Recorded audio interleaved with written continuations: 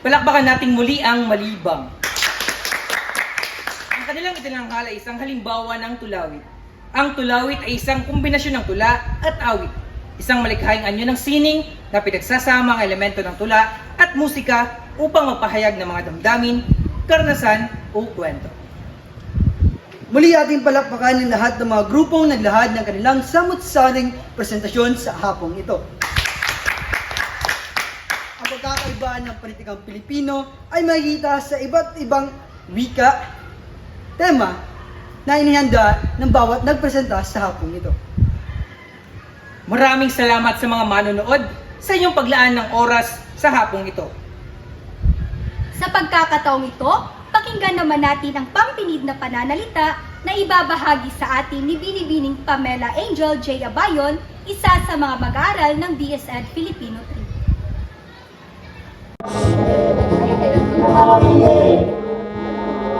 Sa aming minamahal na Profesor Rodney James D. Castillo, mga kaklase, tagapanood at tagapaghanga ng sining ng Panlangong Pilipino, magandang gabi sa inyong lahat. Sa ngalan ng buong komite ng ating Tulanghalan 2024, isang taos-pusong pasasalamat ang nais namin iparating sa inyong lahat. Ang ating hapon ng Tulanghalan ay naging magtagumpay dahil sa inyong walang sawang suporta sa mga manonood at kapwa mag-aaral ng BSED Filipino 3. Sa loob ng ilang buwang paghahanda, gabing walang tulugan at pagtutulungan, pinakita ninyo ang malikhaing paglahok at pag-ibig sa sining at panitrikang Pilipino. Sa bawat talutod na inyong binibigkas, sa bawat damdaming inyong itinahayag at sa bawat mensaheng inyong ipinarating, ating napalalim ang pagmamahal sa sariling wika at kultura. Ipinakita ninyo na ang tula ay hindi lamang isang salita, kundi isa ring makapangyarihang kasangkapan upang ipahayag ang ating kaluluwa at adhikain.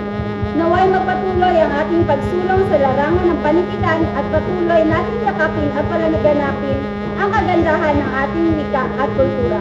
Maraming salamat sa inyong lahat at hangad namin ang inyong patuloy na tagumpay at inspirasyon sa mundo ng panulaan. Hanggang sa susunod na tulanghalan, mabuhay ang sining ng Panulaang Pilipino. Maraming salamat, Binibining Abayon. At ngayon ay dumako naman tayo sa pagbibigay ng sertipiko.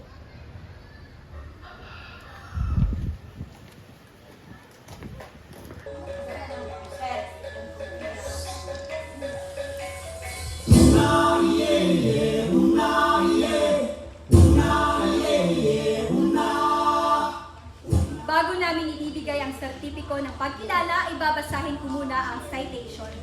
University of Southeastern Philippines, Kolehiyo ng Edukasyon. Sertipiko ng pagkilala ay iginawad kay bilang pagpupugay sa kanilang natatanging pagganap sa tulanghalan, poetry recital ng Bachelor of Secondary Education, Major in Filipino, ikatlong taon, na may temang Ani at Bunga ng Panulaang Filipino. Inihahandog at pinagdaan noong ika-28 ng Mayo taong kasalukuyan sa University of Southeastern Philippines, Iniego Street, Barrio Obrero, lungsod ng Davao. Nilagdaan ni Cherilyn T. Campanya, PhD, BSED Filipino Program Head, at Ginoong Rodney James G. Del Castillo Masfed, ang instruktor sa Filipino. Sertipiko ng pagkilala ay iginawad kay Talulo.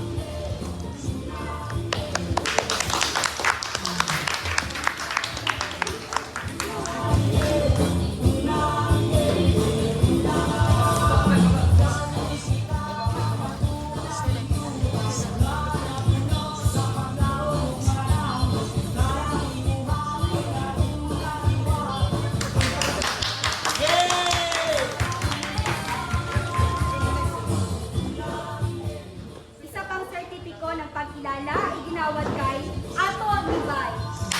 Palakpakan natin sila.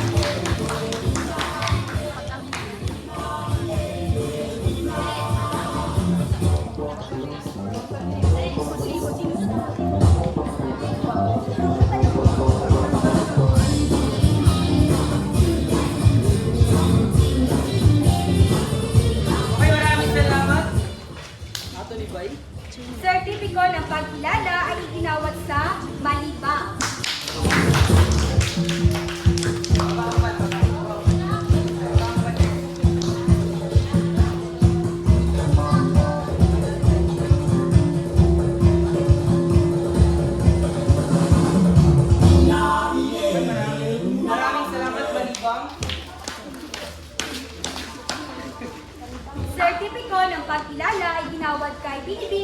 Daniela May Empadora sa kanyang delegasyon. Sa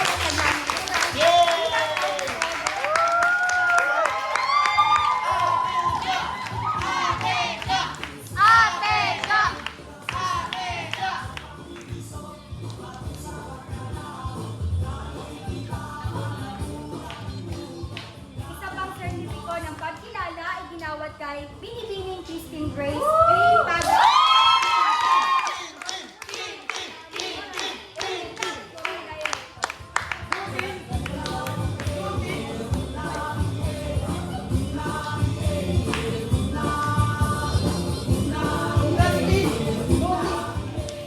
Sertipiko ng pagkilala ay ginawad kay Binibining Judith D. Bansag.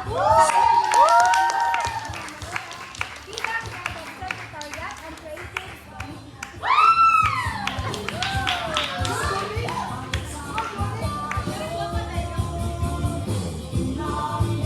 Maraming salamat, Pilipino.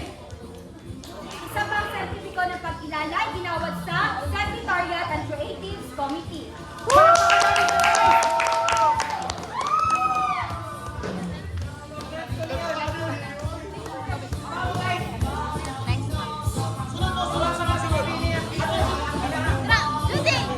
Go, Jude!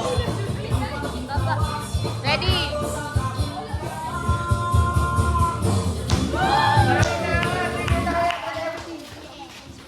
Sertipiko ng pagkilala ay ginawad kay Binibining Ligaya May D. Anoos bilang Head of Technical Committee.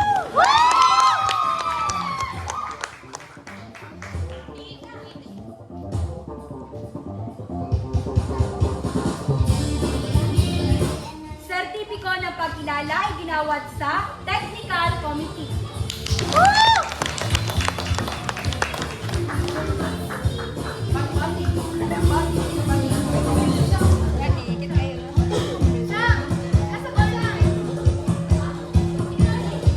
Saman, Jude! Okay, maraming salamat, Technical Committee. At isa pang sertipiko ng pagkilala ay ginawad kay Ginoong Kit O. Lakaya bilang Head of Logistics.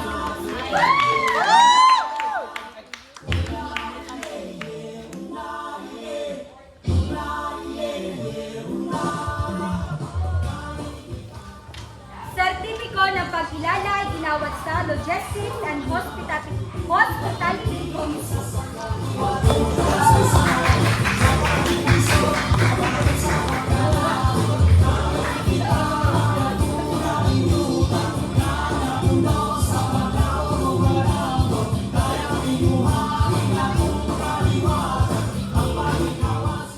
At syempre, hindi rin mawawala ng sertipiko ng pagkilala na iginawad kay Ginoong Kendall Ando bilang tagapagdaloy ng palatuntunan. Picture, picture!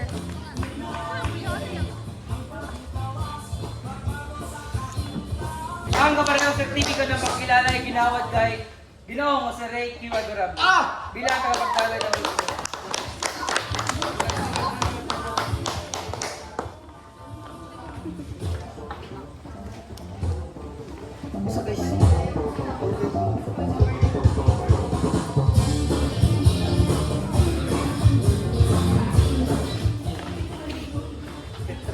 Parehong sertipiko ng pagkilala ay ginawad kay Rowena S. Sasis.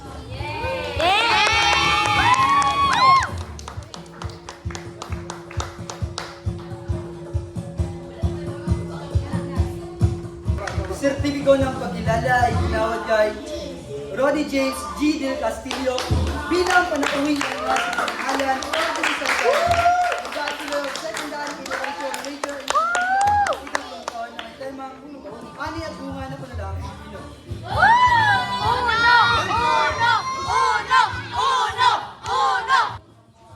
Siyempre, hindi naman magpapauling. Ang sertipiko ng pagkilala ay ginawad sa BSL Filipino 3 bilang pagpupugay sa kanila natatanging pagganap sa tulanghalan, poetry recital ng Bachelor of Secondary Education Major in Filipino.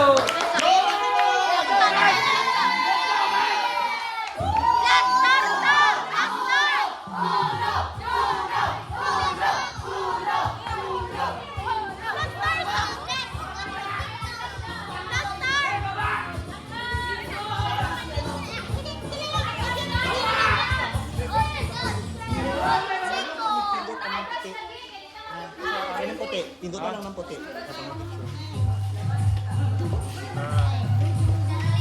Hello.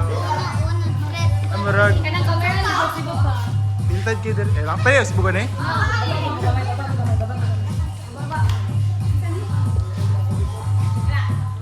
1, 2, 3, smile. Isa pa. One guys. Road to 40.